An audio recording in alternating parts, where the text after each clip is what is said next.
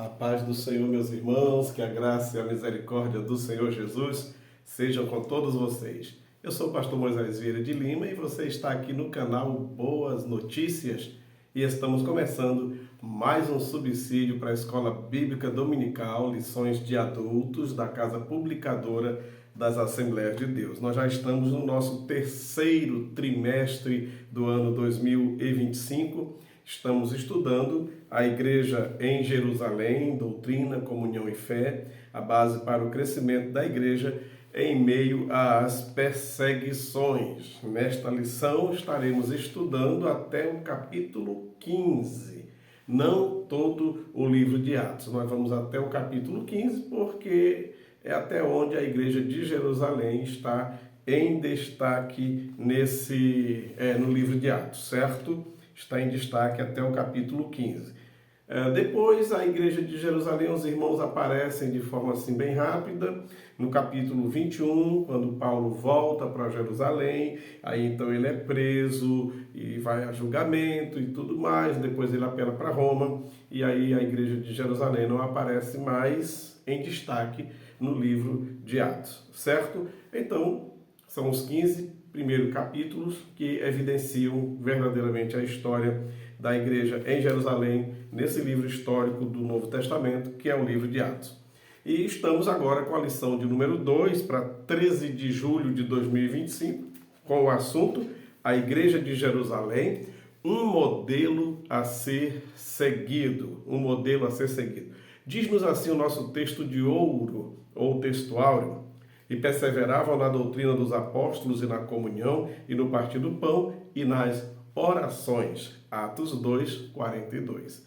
Verdade prática nos diz assim: a Igreja de Jerusalém, como igreja-mãe, tornou-se exemplo para as demais. Um modelo a ser seguido por todas as igrejas verdadeiramente bíblicas. A nossa leitura bíblica está em Atos capítulo 2, versículos 37 ao 47, vamos ver esses 11 versículos, diz assim: ouvindo eles isto, compungiram-se em seu coração e perguntaram a Pedro e aos demais apóstolos: que faremos, varões e irmãos? E disse-lhes Pedro: arrependei-vos e cada um de vós seja batizado em nome de Jesus Cristo para perdão dos pecados e recebereis o dom do Espírito Santo. Porque a promessa diz respeito a vós, a vossos filhos, a todos que estão longe, a tantos quanto Deus nosso Senhor chamar. Deixa eu fazer aqui uma pausa. Você foi chamado por Deus? Pois a promessa é para você. Há quem diga que cessou, foi só para o início da igreja, mas se somos chamados por Deus, se toda pessoa que é crente em Cristo crê que foi chamado por Deus, então essa promessa está de pé para essa pessoa, certo? Continuando, versículo 40. E com muitas outras palavras, isto testificava e os exortava, dizendo: salvai-vos dessa geração perversa. De sorte que foram batizados que de bom grado receberam a sua palavra, e naquele dia agregaram-se quase 3.000 almas. E perseveravam na doutrina dos apóstolos, na comunhão do pão, no partir do pão, nas orações, e em cada alma havia temor, e muitas maravilhas e sinais se faziam pelos apóstolos. Todos os que criam estavam juntos e tinham tudo em comum. Vendiam suas propriedades e fazendas e repartiam com todos, segundo cada um tinha necessidade. E perseverando unânime todos os dias no templo e partindo pão em casa, comiam com alegria e singeleza de coração, louvando a Deus e caindo na graça de todo o povo, e todos os dias acrescentava o Senhor à igreja aqueles que se haviam de salvar. Graças a Deus. Olha, a Igreja de Jerusalém não era apenas uma comunidade de fé, mas um modelo de vida cristã que impactava a sua geração. Seus alicerces firmes na doutrina, sua fidelidade aos símbolos cristãos e seu testemunho poderoso são inspirações para a igreja atual. A palavra-chave desta lição é modelo, modelo. Diz-nos assim a nossa introdução: por ser a igreja-mãe, Jerusalém torna-se modelo para as demais igrejas que foram implantadas. É de Jerusalém que partem as decisões que buscam, por exemplo, disciplinar e padronizar determinadas práticas cristãs. E mais, é uma igreja onde a observância das ordenanças de Cristo é praticada na esfera do culto cristão. Assim, a igreja cristã primitiva exibe marcas que se tornaram um padrão para todas as igrejas em todas as épocas e lugares. Graças a Deus. A nossa lição, esta lição, está subdividida em 3 tópicos. O primeiro, uma igreja com sólidos alicerces. O segundo, uma igreja observadora dos símbolos cristãos. E o terceiro, uma igreja modelo. E só para quebrar o gelo aqui, você que é professor, chegando na sala de aula, faça uma perguntinha para os alunos assim.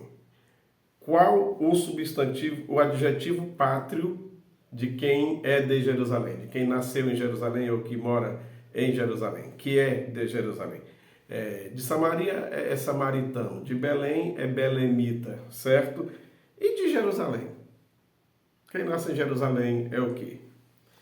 Tem pelo menos 5 adjetivos pátrios. Hierossolomita, com H, hierossolomita, tá? Hierossolomitano, tano, que pertence ao lugar, ou Jerosolimita, ainda, perdão, parece língua estranha, mas não é. Gerosodolitano, meu Deus. E terceiro, esse é mais fácil, Jerusalemita, só acrescenta o ita no final, Jerusalemita, pronto. Quem nasce em Jerusalém, Jerusalemita, pronto, tá facinho, né? Então, a igreja verdadeira não é a igreja romana, começou em Roma, é a igreja jerusalemita, pronto, é essa aí. Então, essa igreja apostólica jerusalemita é que é a igreja modelo para todas as demais, ok? Muito bem, então, vamos lá. No nosso primeiro tópico, uma igreja com sólidos alicerces, ela tem sólidos alicerces por quê? Porque tem fundamento doutrinário, Eles eram perseverantes na doutrina. A doutrina é que firma, o conhecimento da doutrina é que nos faz estar firmados mesmo na nossa fé. Conhecer essa doutrina, obedecer e viver de acordo com a doutrina dos apóstolos, que não era deles, mas eles receberam do Senhor Jesus e receberam a incumbência de passar essa doutrina adiante. Então, a verdadeira igreja é essa que vive conforme a doutrina dos apóstolos, as quais eles receberam do próprio Senhor Jesus Cristo. Uma igreja com sólidos alicerces, ela persevera na doutrina. Ela não entra pelo caminho dos modismos, ela não entra pelo caminho da tolerância de qualquer forma, né? Não, a doutrina é a doutrina. Mais do que dogma, é ensinamento vindo diretamente do coração de Deus para os nossos corações. Essa igreja também, ela é chamada de uma igreja relacional e piedosa, onde as pessoas mantinham um bom relacionamento com os demais da sociedade. Diferentemente dos fariseus, que evitavam chegar perto de quem era pobre, de quem era aleijado, de quem era cego. A crença deles é que se a pessoa vive assim, é consequência de seu próprio pecado, de seus pais, então deixa para lá, porque ele está vivendo isso porque ele merece viver dessa forma. Mas a igreja foi ensinada por Jesus Cristo a ser diferente, a se aproximar dos pobres, dos doentes, dos menos favorecidos da sociedade e manter relacionamento com todas as pessoas. Porque Jesus entrou na casa de Zaqueu publicano, onde muitos não entravam, tá? Na sociedade da época muitos não entravam. Jesus conversou com a mulher que teve vários maridos, a samaritana, lá na beira do poço de Jacó. E os discípulos foram aprendendo com Jesus que a igreja verdadeira é essa igreja piedosa e relacional. Se relaciona com todas as pessoas das diferentes classes, das camadas sociais da nossa sociedade, tá? Diferente classe social, estado social, não interessa. Se está no palácio ou se está na feira, todos precisam conhecer a Jesus. Se não tiver esse relacionamento, não tem como levar Jesus para essas pessoas. O segundo tópico, uma igreja observadora dos símbolos cristãos. Esses símbolos cristãos é o que nós também chamamos de ordenanças. Jesus deixou duas ordenanças para a igreja. A primeira é: ide fazer discípulos de todas as nações, batizando-as em nome do Pai, do Filho e do Espírito Santo. Então, o batismo em águas não é o mesmo batismo de João, não confunda. O batismo de Cristo, o batismo que ele diz para os discípulos, vão lá batizando em nome do Pai, do Filho e do Espírito Santo, não é o mesmo de João. João não proferia essa frase quando batizava alguém. O batismo de João era para arrependimento de pecado, mas a pessoa continuava no seu judaísmo, na lei de Moisés e tudo. O batismo de Cristo é aquele que a pessoa nasceu de novo e quer seguir agora, não a lei de Moisés, mas seguir a Cristo. Então é diferente do batismo de João, certo? E a segunda ordenança, a ceia do Senhor. O que a gente hoje costumamos chamar carinhosamente de Santa Ceia. Não tem essa expressão na Bíblia, a Santa Ceia, tem a ceia do Senhor, mas tudo bem. Se tem que estar em comunhão, se tem que estar em santidade e em reverência, santo temor diante de Deus, então é Santa Ceia, não tem problema, certo? Mas tem pessoas que criam caso até por isso, porque não tem a expressão Santa Ceia na Bíblia. Tudo bem, a ceia do Senhor é a outra ordenança. E Jesus disse: façam isso em memória de mim. E sempre que a igreja se reúne, nós estamos trazendo à memória o seu sofrimento, a sua dor, a sua angústia, a sua morte, mas também a sua ressurreição e a promessa que ele em breve vai voltar, até que ele venha. Certo? Essas duas ordenanças. A igreja de Jerusalém era um modelo a ser seguido e ela pôs à frente esse projeto com essas duas ordenanças e as demais igrejas também adotaram. E o nosso terceiro tópico, uma igreja modelo. Uma igreja modelo. Modelo por quê? Porque era reverente e cheia de dons. Reverente, cheia de dons. Hoje, em muitos cultos, a gente não sabe se realmente está num culto para Deus ou se está numa feira.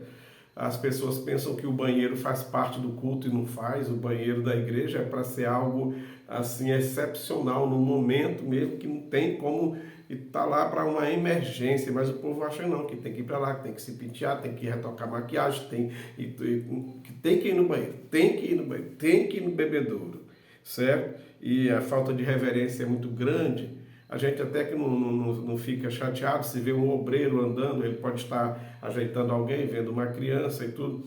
Mas a pessoa sai de um lugar, sai do outro. Tem gente que num culto ele muda de lugar 10 vezes, chega a dar uma impaciência, é um negócio sério. Falta de reverência. E a igreja modelo é uma igreja reverente, mas também é uma igreja cheia de dons espirituais, a língua estranha, a profecia, a interpretação, a palavra de sabedoria, os dons de curar, certo? Mas ela também é uma igreja acolhedora. Isso não quer dizer que ela é empática. A palavra empatia está muito em voga atualmente e a gente precisa ter esse cuidado. O samaritano, na parábola que Jesus cita, ele não teve simplesmente empatia pelo moço que foi assaltado e ficou meio morto. Ele teve compaixão, que pode até falar em simpatia.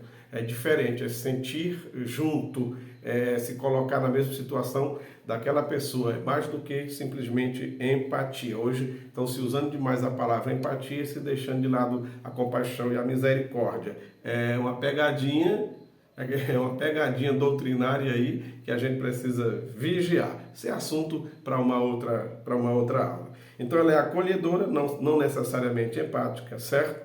E por ser acolhedora e ter tudo em comum, como lemos aqui na palavra, né? Em Atos, capítulo 2, 37 a 47, e também no textual, no versículo 42, embora tenha tudo em comum, essa igreja não era comunista, é uma igreja comunitária, não quer dizer que ela era comunista. Isso é assunto para a lição de número 5, e aí nós vamos entrar mais nesse detalhe, qual a diferença entre comunista e comunitário, que muitos hoje querem dizer que Jesus era comunista e, por conseguinte, a igreja primitiva, a igreja dos apóstolos também era.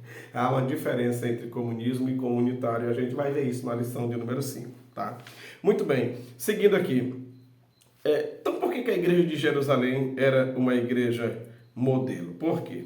Porque ela era modelo de liderança. A liderança estava com os apóstolos, não estava na mão de qualquer um. não estava na mão de pessoas inexperientes, pessoas neófitas, estava nas mãos de pessoas que acompanharam Jesus desde o princípio, durante toda a sua caminhada até a sua morte e ressurreição. Inclusive, na hora de escolher o substituto para Judas, tinha que ter todas essas características também. Então, não era uma igreja que a liderança estava nas mãos de qualquer um, de qualquer jeito, escolhido de qualquer forma e consagrado de qualquer jeito. Não era por parentesco, não era por laço consanguíneo, não era por ser genro do pastor presidente. Não, não. Era uma igreja modelo de liderança, porque o povo escolhia, mas tinha que ter a aprovação de Deus e tudo mais. O Espírito Santo tinha que estar presente nesse negócio, certo? Modelo de liderança. Também era modelo na evangelização. Você vê que logo 3.000 pessoas, quase 3.000 pessoas se converteram após aquele milagre. Pedro aproveitou o momento para lançar a rede, já que todo mundo lá já tinha pregado em vários idiomas quando falaram em línguas. Pedro então aproveitou a oportunidade para naquele momento fazer uma explicação e lançar a rede ali, quase 3.000 pessoas. Era uma igreja realmente modelo na evangelização. E deu exemplo para as demais igrejas. Tanto que em menos de 50 anos, todas aquelas igrejas, filhas da igreja de Jerusalém, em menos de 50 anos, alcançaram todos os países em volta do Mediterrâneo, todos os países dentro do Império Romano. Sem televisão, sem internet, sem avião, sem barco motorizado, a pé de jumento, jangada, barco à vela, do jeito que dava, conseguiram fazer essa proeza, claro, com a ajuda do Espírito Santo, cooperando com eles o Espírito Santo. Uma igreja modelo também porque era modelo de comunhão, na partilha, de ver as necessidades uns dos outros. Ninguém dizia que nada era seu, mas que além de ser de Deus, também eram uns dos outros, porque eles viviam nesse momento juntos e tendo tudo em comum. Era um modelo de comunidade, dentre tantas comunidades que pudessem existir em Jerusalém. Em Israel, a igreja foi o melhor exemplo de uma comunidade forte, ativa e que caía nas graças do povo. Porque era uma comunidade que tinha fé, tinha amor e tinha serviço na sociedade e entre o povo que recebia a fé. Ok? Concluindo aqui o nosso subsídio de hoje, uma perguntinha para a nossa reflexão. A igreja na qual eu pertenço, na qual eu congrego, é modelo em quê? A igreja que você congrega, aí no seu bairro, na sua cidade, ela é modelo em quê? Se pegarmos num contexto maior, a igreja no Brasil, a igreja brasileira, independente de denominação, temos sido modelo em alguma coisa? Em que nós somos modelo? Em que precisamos melhorar? No que precisamos melhorar enquanto igreja local, congregação do bairro ali e tal? Temos alguma coisa para melhorar? Com certeza temos, né? Você pode conversar aí com o seu professor, o professor com seus alunos, trocar essa ideia. As pessoas às vezes dizem assim: olha, no dia que eu resolver ser crente, eu vou para aquela igreja tal, por isso. Será que a igreja que hoje eu estou nela, a denominação que eu estou servindo a Deus, tem sido essa igreja que as pessoas olham assim e dizem: no dia que eu quiser ser crente, eu vou para aquela igreja. No dia que eu sentir mesmo que eu quero mudar de vida, eu vou para aquela igreja. Será que a nossa igreja hoje é essa igreja que as pessoas olham e vê que realmente lá tem povo de caráter, povo transformado, palavra de verdade, liderança que realmente teme a Deus, focada na palavra e na oração, como eram os apóstolos? Se não, temos que procurar cada dia melhorar para que a igreja não seja simplesmente mais um ponto de concentração de religiosos, mas um lugar onde verdadeiramente a presença de Deus seja sentida. Que Deus nos abençoe, que Deus abençoe a você, uma ótima aula nesse próximo domingo e nos ajude em oração. Curta, compartilhe, comente aí embaixo alguma coisa nesse vídeo. O algoritmo do YouTube vai entender que esse vídeo tem uma relevância e vai fazer ele chegar a mais pessoas. Se você não é inscrito, se inscreva. Não esqueça de ativar o sininho, porque sempre que tiver um novo vídeo, você será informado, tá certo? Que Deus os abençoe. Até o nosso próximo vídeo, se Deus quiser. A paz do Senhor.